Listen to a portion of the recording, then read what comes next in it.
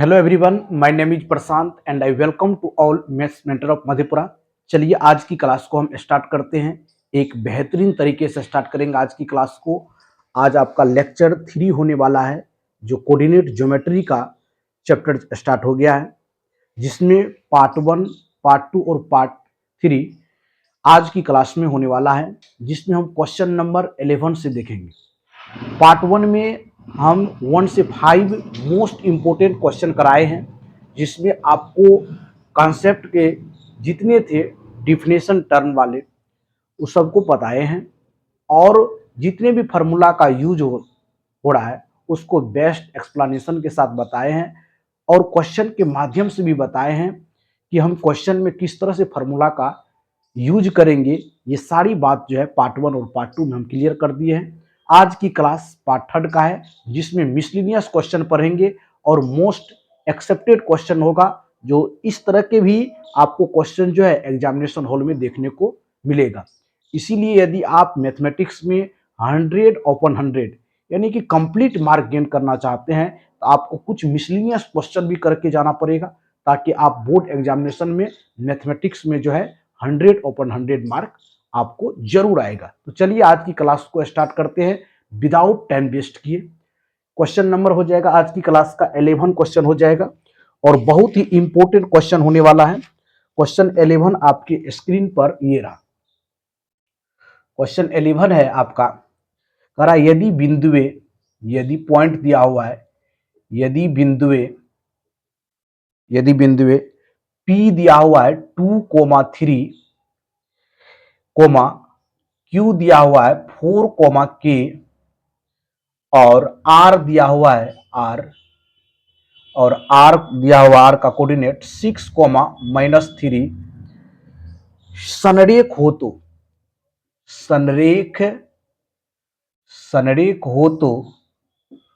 तो K का value ज्ञात करना है। K बराबर व्हाट? K का क्या वैल्यू होगा?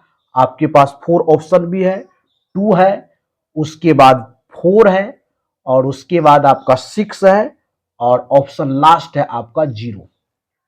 तो देखिए संरेख का क्या कंडीशन होता है, इस संरेख हम कब बोलेंगे, इस चीज को आपको केयरफुली रीड करना पड़ेगा। यदि बिंदु P, Q और R एक ही, जैसे संरेखी का मतलब होता है जब 2 या 2 से अधिक बिंदु एक ही लाइन पर मौजूद होता है, तो उसको हम लोग संरेख बोलते हैं। कोलिनियर, को मतलब जैसे को वर्क कहते हैं हम लोग, को वर्क मतलब काम कर रहे हैं लेकिन सहयोगी, आपको सहयोग करने वाले भी को है। उसी तरह संरेख का हिंदी होता है, संरेख का यदि इंग्लिश टर्म पर हम चल जाएंगे तो वह कोलिनियर होता है। कोलिनियर यानी कि एक ही लाइन पर जब 2 या 2 से अधिक रेखाएं मौजूद होता है तो उसको कोलिनियर कहते हैं, और उस कंडीशन में एरिया ऑफ ट्रायंगल जो होता है वो 0 होगा। सपोज कीजिए यहां से जब पॉइंट दिया हुआ है, इसको एक ट्रायंगल का फॉर्म दे देते हैं, एक ट्रायंगल का फॉर्म दे देंगे। एक पॉइंट को हम P बोल देंगे, दूसरे को Q बोल देंगे, और तीसरे को R देंगे। P का कोऑर्डिनेट 2,3, Q का कोऑर्डिनेट 4, K, एंड R का कोऑर्डिनेट 6, इसको यदि x1, y1 करेंगे, एंड इसको x2, y2 करेंगे, इसको x3, y3 करेंगे। यहां से एरिया ऑफ ट्रायंगल जो हो जाएगा, एरिया ऑफ ट्रायंगल जो हो जाएगा, त्रिभुज का क्षेत्रफल जो हो जाएगा वह 0 हो जाएगा। क्या होता है? 1/2 x1 into y2 minus y3 plus x2 into y3 minus y1 plus x3 into y1 minus y2 होगा। ये जो है आपका एरिया ऑफ ट्रायंगल होगा, और ये 0 के इक्वल हो जाएगा। 0 के इक्वल, जैसे 0 के इक्वल होगा तो 2 गुना 0 0 हो जाएगा। यदि इसको लिख सकते हैं हम लोग x1 into y2 minus y3 plus x2 into y3 minus y1 plus x3 into y1 minus y2 बराबर 0 हो जाएगा।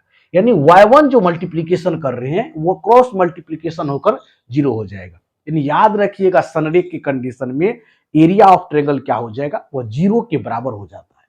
अब देखिए आप K का वैल्यू यहां से फाइंड आउट कर लीजिए।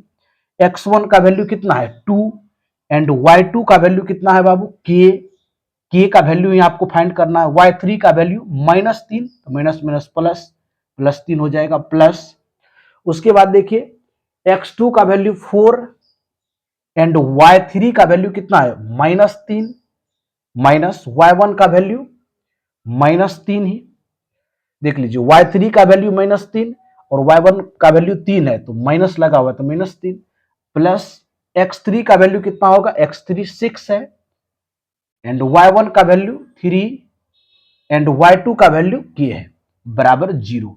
यहां से आप कैलकुलेशन कर लीजिए और आपका k का वैल्यू निकल जाएगा बाबू। तो यहां से हम इसको मल्टीप्लाई कीजिए, 2k + 6 माइनस, इसको कर लीजिए -6, तो माइनस कितना हो जाएगा 24 प्लस 36 18 -6 के बराबर 0। अब देखिए 18 और 6 24, 24 से कैंसिल आउट। यहां से देख लीजिए बाबू -4k हो गया बराबर 0, तो k का वैल्यू कितना आ गया 0 आ गया। यानी एरिया यदि हम फाइंड आउट किए तो संरेख की कंडीशन में एरिया आपका 0 होगा, तो k का कितना वैल्यू हो जाएगा 0 हो जाएगा। ऑप्शन डी जो है इस सवाल का राइट आंसर हो जाएगा। आपको संरेख बिंदु यानी कोलिनियर पॉइंट जानते होंगे, जब एक ही लाइन पर 2 या 2 से अधिक बिंदु रहता है उसको कोलिनियर कहते हैं। उस कंडीशन में यदि 3 आपको पॉइंट्स दिया हुआ है, उसका कोऑर्डिनेट मालूम है, तो उसका एरिया ज्ञात कर लीजिए उस पॉइंट्स का और एरिया को 0 कर दीजिए, वहीं आपका जो है राइट आंसर हो जाएगा। यहाँ के का वैल्यू ज्ञात करना था, तो के कितना हो गया आपका 0, और 0 ही इस सवाल का राइट आंसर है। ये सवाल 2021 के बिहार बोर्ड एग्जामिनेशन में पूछे गए सवाल है। तो बहुत बेहतरीन सवाल था। इस तरह के सवाल करने पर बहुत इंजॉय आता है कि आपको मैथमेटिक्स की डेप्थ नॉलेज है कि नहीं है, ये सवाल से आपको क्लियर होता है। एक मिसलेनियस सवाल इसको बोला जाए। चलिए क्वेश्चन हम 12 की ओर बढ़ते हैं। आज की क्लास का सेकेंड क्वेश्चन आपकी स्क्रीन पर ये रहा। चलिए सेकेंड क्वेश्चन को राइट डाउन करते हैं। क्वेश्चन 12 देख लीजिए। क्वेश्चन 12 क्या कह रहा है, बिंदु दिया हुआ है, पॉइंट्स आपको दिया हुआ है, बिंदुओं पॉइंट्स आपका 2 cos थीटा, 0 तथा 2 sin थीटा के बीच की दूरी है, के बीच की डिस्टेंस ज्ञात करना है, बीच की दूरी है, यानी डिस्टेंस फार्मूला का आपको यूज करना पड़ेगा, दूरी है। चलिए बाबू 4 ऑप्शन गिवन है। पहला ऑप्शन 1 है, सेकेंड ऑप्शन आपका 2 है एंड थर्ड ऑप्शन आपका 3 है और फोर्थ ऑप्शन आपका 4 है। चलिए इस सवाल को करके अपना आंसर जो है कमेंट बॉक्स में जरूर बताइए बाबू, क्योंकि इस तरह के सवाल जो है एग्जामिनेशन हॉल में डायरेक्ट आपको देखने को मिलेगा। समझ गए ना? इसको सॉल्व कीजिए और कमेंट बॉक्स में अपना आंसर भी लिखिए। चलिए क्वेश्चन 2 को जो है हम सॉल्व करते हैं। आज की क्लास का क्वेश्चन 12 नंबर है। ये आपका लेक्चर बाबू पार्ट 3 है। पार्ट 3 को बहुत अच्छा से आप लोग स्टडी कीजिए बाबू। यहाँ से आपको यदि बेहतरीन मार्क्स गेन करना है तो लेक्चर को 1 बाय 1 करके देखिए, तब जाके आपको बेनिफिट होगा। बीच से ही भाग जाने से आपको अच्छा मार्क्स गेन नहीं कर पाइएगा बाबू, क्योंकि किसी का भी वीडियो देखिए तो शुरू से एंड तक देखिए, जिस सब्जेक्ट में आपको प्रॉब्लम है उसका प्रॉपर वीडियो लेक्चर देखिए। बहुत से यूट्यूब पर लेक्चर पड़ा हुआ है, इसीलिए आप लोग यदि कॉन्शियस स्टूडेंट हैं तो जरूर जहां पर वीकनेस है उस चीज को जरूर कंप्लीट कीजिए। देन आप एग्जामिनेशन हॉल के लिए आप प्रिपेयर हो रहे हैं, नहीं तो आपका वीकनेस पॉइंट रह ही जाएगा, फिर एग्जामिनेशन हॉल में आपको सवाल नहीं बनेगा, जिससे आपको पछतावा होगा कि हमने अपने समय को बर्बाद किया आज। इसीलिए ये क्वेश्चन जो आपका मार्क्स आएगा वो आपके जीवन को बर्बाद कर देगा। अच्छा मार्क्स नहीं गेन कीजिएगा, फिर अच्छा कॉलेज नहीं मिलेगा, समझ गए, अच्छा रिस्पेक्ट नहीं मिलेगा। तो क्वेश्चन चलिए बढ़ते हैं क्वेश्चन 12 पर। बिंदु 2 cos थीटा, 0 तथा 0 2 sin थीटा के बीच की दूरी डिस्टेंस फार्मूला ज्ञात करना है। सपोज कीजिए 2 पॉइंट्स आपको दिया हुआ है, 2 पॉइंट्स ए है और बी है, और इसके बीच की डिस्टेंस हमको मालूम करना है बाबू। पहला है 2 cos थीटा, 0, ये है 0 + 2 sin थीटा। यहां से डी का वैल्यू ज्ञात करना है। डी कितना होगा √ x1 - x2 का whole square plus y1 - y2 का होल स्क्वायर। पीछे के लेक्चर में बताए हैं बाबू क्या होता है, x1 - x2 का whole square plus y1 minus y2 का होल स्क्वायर, ये डिस्टेंस फॉर्मूला है। x1 कितना है बाबू, 2 कोस थीटा में से 0 को घटा दीजिए, तो 2 कोस थीटा का स्क्वायर मतलब 4 कोस स्क्वायर थीटा, फिर 0 y1 का वैल्यू 0 और 2 साइन थीटा y2 का वैल्यू है, तो -2 साइन थीटा का होल स्क्वायर मतलब कितना हो जाएगा, minus minus plus 4 sine square theta. अब आप लोग जानते हैं बाबू, यहां से 4 कॉमन ले लेंगे तो cos square theta plus sine square theta ये 1 होता है। आगे हम त्रिकोणमिति में आपको बताएंगे, लेकिन यहां पर आप रिमेंबर कर लेंगे एक पॉइंट को कि sine square theta plus cos square theta जो होता है इसका वैल्यू 1 होता है बाबू। बेहतरीन सवाल है। यहां से देखिए 4 गुना 1 लिखेंगे, अंडर रूट 4 गुना 1 ये क्या हो जाएगा, अंडर रूट 4 हो जाएगा, 4 का वर्गमूल 2, और 2 इस सवाल का राइट आंसर हो जाएगा। ऑप्शन नंबर बी जो है इस सवाल का राइट आंसर है।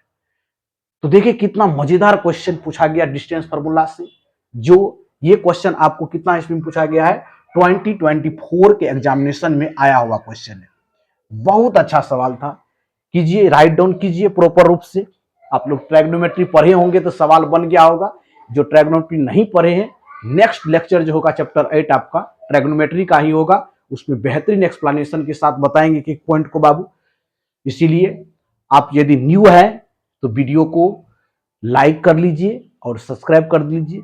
वीडियो बहुत अच्छा लग रहा है आपको तो शेयर भी कर दीजिए, उन फ्रेंड्स को भी हेल्प होगा जिसका मैथ्स जो है वीक है और मैथ्स से डर लगता है।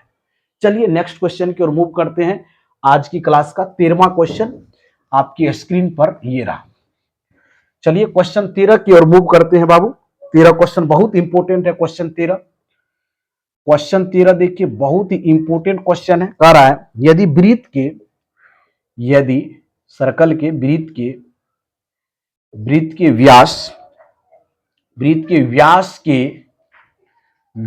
के सिरों के नियमांक दिया हुआ है, सिरों के नियमांक कोऑर्डिनेट दिया हुआ है, सिरों के कोऑर्डिनेट 2,3 एवं -6,7 हो तो केंद्रक, उसके केंद्रक का नियमांक होगा, उसके केंद्रक का नियमांक होगा, उसके केंद्रक का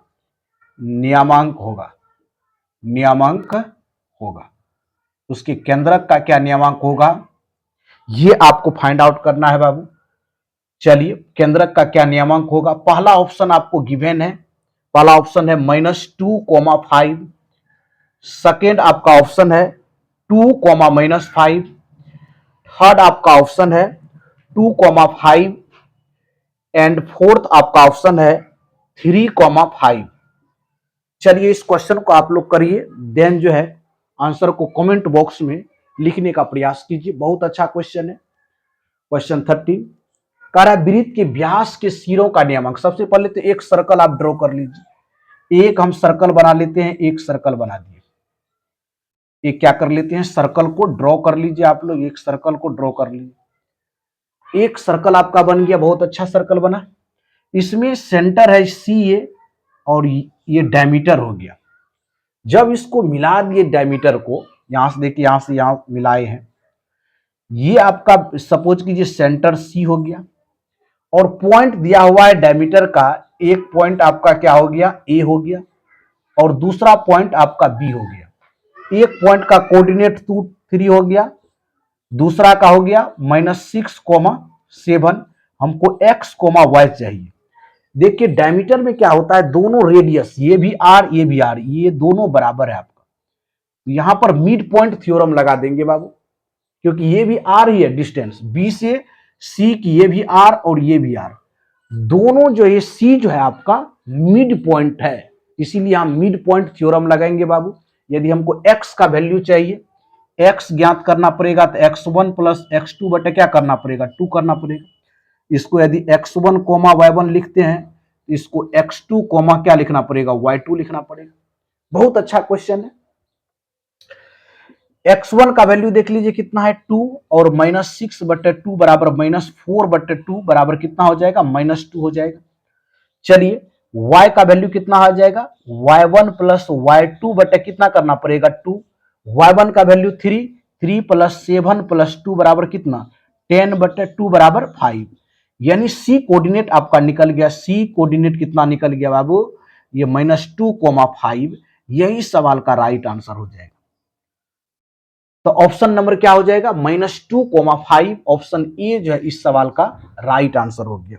बहुत ही बेहतरीन सवाल था जो आपको एक सर्कल के पैटर्न पर सवाल दे दिया कि यदि वृत्त के व्यास के सिरों का नियमांक √3 है और -6,7 हो तो उसके नियमांक क्या होगा। तो एक सर्कल से हम बता दिए। ये आपको टेस्ट करना चाह रहा था कि कौन सा इसमें फॉर्मूला लगाएंगे। तो हमको पता है कि बीसी और एसी रेडियस है, तो ये सी जो है इसका मिड पॉइंट हो गया। समझ गए, तो मिड पॉइंट थ्योरम से हम बना लिए और बहुत अच्छा से सवाल था, वेरी नाइस क्वेश्चन था बाबू। इस क्वेश्चन को आप वीवीआई लगा लीजिए। ये बोर्ड मॉडल क्वेश्चन, आपको बोर्ड एग्जामिनेशन में भी इस टाइप के क्वेश्चन आपको देखने को मिलेगा। चलिए नेक्स्ट क्वेश्चन की ओर बढ़ते हैं। क्वेश्चन 14 आपकी स्क्रीन पर ये रहा। चलिए क्वेश्चन 14 की ओर बढ़ते हैं। सेकेंड लास्ट क्वेश्चन है इस वीडियो का। चलिए क्वेश्चन 14 आप देख लीजिए। क्वेश्चन 14 कह रहा एबीसीडी एक आयत है। एबीसीडी एक क्या है रेक्टेंगल है, आपका आयत है। आयत है एबीसीडी एक क्या है आयत है जिसके शीर्ष दिया हुआ है, जिसके शीर्ष मतलब जिसके शीर्ष वर्टेक्स दिया हुआ है ए दिया हुआ है 0,0, जिसके शीर्ष क्या दिया हुआ है ए का कोऑर्डिनेट 0,0 और बी का कोऑर्डिनेट दिया हुआ है, देख लीजिए बी का कोऑर्डिनेट 8,0 एंड सी का कोऑर्डिनेट दिया हुआ है 8,6 एवं डी का कोऑर्डिनेट दिया हुआ है, डी का कोऑर्डिनेट 0,6 है। तो आयत का एक विकर्ण होगा। आयत का एक विकर्ण होगा, रेक्टेंगल का डायगोनल पूछ रहा है। आयत का एक विकर्ण होगा, यानी आयत के एक विकर्ण का मान क्या होगा ये आपको फाइंड आउट करना है। चलिए बाबू ऑप्शन आपके पास गिवन है, 12 दिया हुआ है, सेकेंड ऑप्शन आपका 10 दिया हुआ है और थर्ड ऑप्शन आपका 14 दिया हुआ है और लास्ट ऑप्शन आपका 16 दिया हुआ है। चलिए इस क्वेश्चन को कीजिए अच्छा से, देन हम सॉल्व करेंगे। करा एबीसीडी एक आयत है जिसके शीर्ष दिया हुआ है चारों वर्टेक्स। तो आयत का विकर्ण कितना होगा, आपको डायगोनल्स का वैल्यू ज्ञात करना पड़ेगा। अपना लोग जानते हैं आयत क्या होता है, वह समांतर चतुर्भुज है जिसके प्रत्येक कोण कितने डिग्री का हो जाएगा बाबू, प्रत्येक कोण जो हो जाएगा 90 डिग्री का हो जाएगा और आमने सामने की भुजा क्या होगा बराबर होगा। ये आयत हो गया आपका, ये ए हो गया, ये बी हो गया, ये सी और ये डी हो गया। प्रत्येक कोण कितने डिग्री का है 90 डिग्री का है बाबू। इसका आमने सामने की भुजा भी बराबर है। अब कह रहा है ए का कोऑर्डिनेट दिया हुआ है 0,0, ठीक, बी का कोऑर्डिनेट दिया हुआ है 8,0, कोई प्रॉब्लम। सी का कोऑर्डिनेट कितना दिया हुआ है देख लीजिए, सी का कोऑर्डिनेट दिया हुआ है 8,6 एंड डी का कोऑर्डिनेट दिया हुआ है 0,6। आपको कह रहा है आयत का विकर्ण चाहिए तो इसको डायगोनल्स बोलते हैं। डी डी क्या होगा, डी का आपको वैल्यू ज्ञात करना पड़ेगा। इसके लिए आपको ए से बी की डिस्टेंस चाहिए। तो ए से बी की दूरी कैसे निकालेंगे बाबू, ए से बी की दूरी डिस्टेंस फॉर्मूला से निकाल देंगे। ए से बी 2 पॉइंट दिया हुआ है 0,8, तो 8 का स्क्वायर हो जाएगा, 8 का स्क्वायर प्लस 0,0, 0 का स्क्वायर, यानी हो गया यहां पर डायरेक्टली लिख देते हैं अंडर रूट कितना हो गया 64, ए बी का वैल्यू 8 हो गया, ये आपका 8 आ गया। चलिए 0 और ए डी का वैल्यू निकाल लीजिए। ए डी का वैल्यू, ए डी कितना हो जाएगा आपका, आयत के विकर्ण निकालने के लिए क्या करना पड़ेगा, लेंथ और ब्रेथ फाइंड आउट करना पड़ेगा कि नहीं।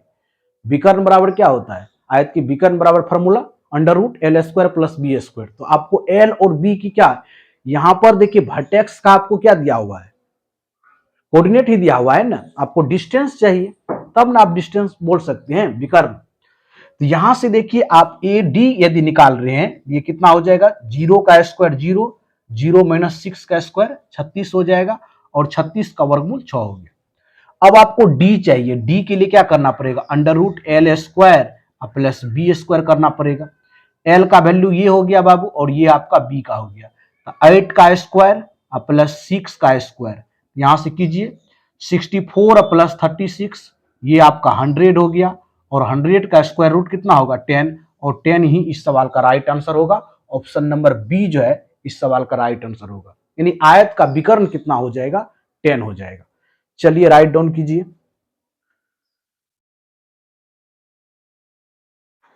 चलिए प्रॉपर रूप से आप लोग राइट डाउन कर लिए होंगे। अब लास्ट क्वेश्चन की ओर हम मूव करते हैं। आज की क्लास का लास्ट क्वेश्चन आपके स्क्रीन पर ये रहा। चलिए लास्ट क्वेश्चन की ओर बढ़ते हैं। क्वेश्चन 15 देख लीजिए आपके स्क्रीन पर, ये रहा क्वेश्चन 15। करा किसी त्रिभुज का किसी त्रिभुज का किसी त्रिभुज का किसी त्रिभुज का केंद्रक दिया हुआ है, सेंट्रोइड केंद्रक दिया हुआ है 3,0 है, और दिया हुआ है, और उसके दो शीर्ष और उसके दो वर्टेक्स दिया हुआ है, दो शीर्ष दो वर्टेक्स आपको दिया हुआ है, दो शीर्ष 2,3 एवं दिया हुआ है 1,-4 है तो तीसरा शीर्ष है तो तीसरा शीर्ष आपको निकालना है, तीसरा शीर्ष है, तीसरा वर्टेक्स का कोऑर्डिनेट क्या होगा ये आपको फाइंड करना है। तीसरा शीर्ष है, पहला ऑप्शन आपकी स्क्रीन पर ये रहा बाबू, कह रहा है 5,2, सेकेंड ऑप्शन है आपका 1,3, एंड थर्ड आपका ऑप्शन है 6,1, एंड फोर्थ आपका ऑप्शन है 2,-3। चलिए आप लोग सॉल्व कीजिए। बहुत बेहतरीन सवाल है, लास्ट क्वेश्चन बहुत इंपॉर्टेंट क्वेश्चन है बाबू। चलिए कोऑर्डिनेट नहीं दिख रहा है, ये बाबू लिखा 1, कितना लिखा हुआ 1,-4 लिखा हुआ। अब तो राइट डाउन कीजिए, दिख रहा है 1, कितना दिख रहा है -4। बहुत अच्छा। अब देखिए ध्यान से, एक ट्रायंगल आपको बनाना है। जैसे एक ये सपोज कीजिए ट्रायंगल हो गया, कल ही बताए हैं ए बी और सी, इसके कोऑर्डिनेट दिया हुआ है, ए का बी का सी का कोऑर्डिनेट नहीं मालूम है, लेकिन केंद्रक दिया हुआ है, केंद्रक जो जी हम जिसको बोलते हैं, इसका कोऑर्डिनेट दिया हुआ है 3,0 दिया हुआ है। ए का कोऑर्डिनेट है 2,3, एंड बी का कोऑर्डिनेट दिया हुआ है 1,-4। सी का निकालना है, सी का x3, y3, यानी आपको x3 और y3 का वैल्यू चाहिए। मान क्या दिया हुआ है, x1, y1 का वैल्यू दिया हुआ है, एंड x2, y2 का वैल्यू दिया हुआ है। ये आपका x, y हो गया। हम लोग जानते हैं बाबू, यदि हमको x कोऑर्डिनेट मालूम है उसी के बेस पर चलते हैं, तो x1 प्लस x2 प्लस क्या देंगे x3 बटे क्या 3, यानी तीसरा वर्टेक्स हमको चाहिए, तीसरा शीर्ष। तो तीसरा शीर्ष क्या चाहिए, x3 और y3 का हमको वैल्यू चाहिए, ये याद रखना पड़ेगा। तीसरा शीर्ष क्या होता है, x3 और y3 होता है इसका कोऑर्डिनेट। तो x3 का वैल्यू आपको चाहिए और y3 का, तो x का वैल्यू दिया हुआ है 3, x1 का वैल्यू दिया हुआ है 2, x2 का कितना 1, और x3 का फाइंड आउट करना है।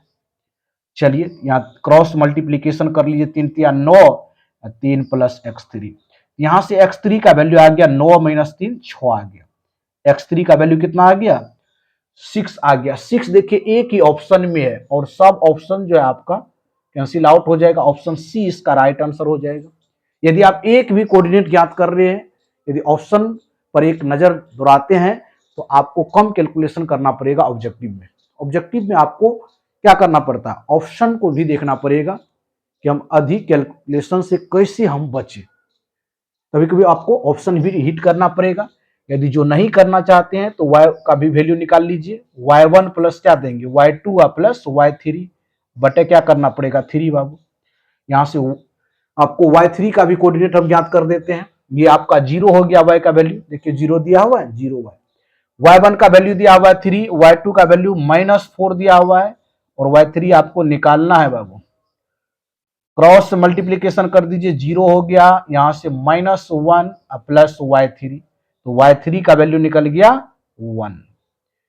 तो यहां से आपको पता चल गया बाबू कि x3 और y3 का जो वैल्यू हो गया 6,1 हो गया।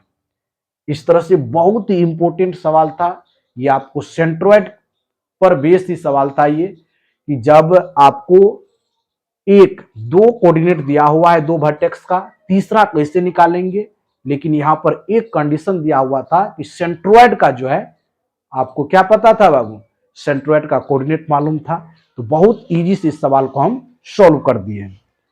चलिए आज की क्लास में हम टोटल 5 क्वेश्चन को डिस्कस किए हैं, जो मोस्ट इंपोर्टेंट सवाल है बाबू। इस तरह के सवाल को आप बहुत जो है मेहनत करके जाइए एग्जामिनेशन हॉल में, ताकि आपका एग्जामिनेशन बहुत अच्छा से जाए और आपको किसी भी प्रकार का प्रॉब्लम नहीं हो। तो चलिए आज की क्लास में इतना ही, मिलते हैं नेक्स्ट क्लास में नए चैप्टर के साथ और नई ऊर्जा के साथ मिलेंगे आप लोगों के साथ। तो इस वीडियो में इतना ही, वीडियो को एंड तक देखने के लिए थैंक यू सो मच, धन्यवाद, जय हिंद, जय भारत।